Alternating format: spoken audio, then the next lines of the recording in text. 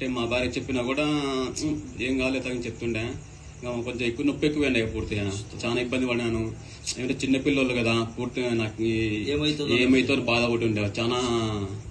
చాలా భయపడాను. నేను అదే భయపడాను. చిన్నపిల్లలు కదా, పిల్లలు నాకేమైనా అయితే తెలియదు, నాకు ఇట్లా పరిస్థితి ఎట్లుంటుంది అని చాలా బాధపడాను. చాలా నిద్ర లేకుండా ఇబ్బంది పడాను భద్రపూట్ల. చిన్నపిల్లలు మాకేం తెలియదు, పిల్లలకి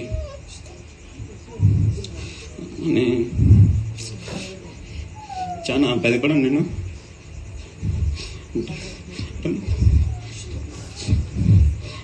మా అన్న కూడా లేడు.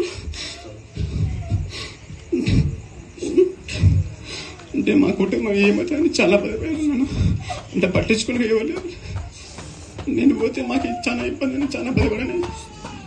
చిన్నపిల్లలు కదా, పిల్లలకి ఏం తెలియదు. మా అన్న కూడా మాకు లేడు. అంటే మాకు దిక్కు ఎవరు లేదని చాలా బాధపడాను నేను. చాలా ఇబ్బంది పడాను, చెప్పలేని బాధపడినాను. అంటే మనసులో చాలా నిద్ర సరిగా లేక, అంటే నిద్రపోయినా కూడా అదే దాసి ఉంటుంది. అట్లా మా అన్న లేడు. అంటే మా పిల్లలు 3 ఉన్నారు. మా వంశీ వినయ్, చిన్న పిల్లలు, వాళ్ళకి పెళ్లి ఏం చేయలే అని చాలా బాధపడినాను. మా అమ్మ పరిస్థితి కూడా అడిగే ఉంది, మా వదిన పరిస్థితి అడిగా ఉంది, మా నాన్న పరిస్థితి అడిగా ఉంది, మా అమ్మ పరిస్థితి అడిగా ఉంది. మా జీతం ఎట్లా కన్నా ఇబ్బంది పోతే ఎట్లా అని చాలా బాధపడాను నేను. నిద్ర లేకుండా చాలా ఇబ్బంది పడాను నేను. సుమారు 1.5 నెలల వరకు నిద్ర లేదంటే నాకు ఆలోచన అట్లా పరిస్తుంటే అట్లా అయిపోయింది. ఆలోచన అట్లే ఉంటుంది, నిద్ర కొనుక్కొని ఉంటుంది. చాలా లోపల చాలా బాధపడాను. అంటే మీ వల్ల ప్రార్థన, మా సంఘస్థుల ప్రార్థన నాకు బాగా బలం ఇచ్చింది.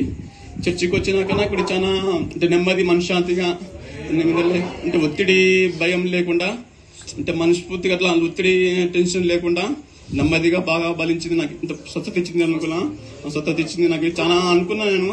చర్చి మా అయితే అప్పుడే అయిపోయేది, చర్చికి రారా, చర్చికి రానని.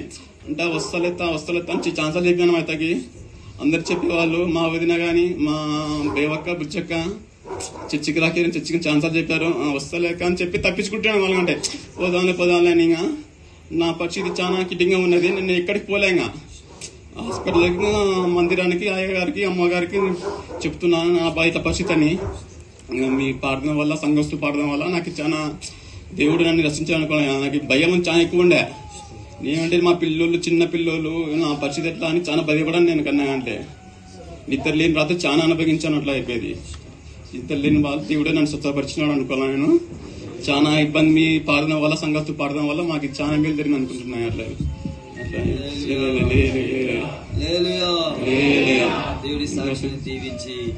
ఆస్పిరించి కాక మేలు.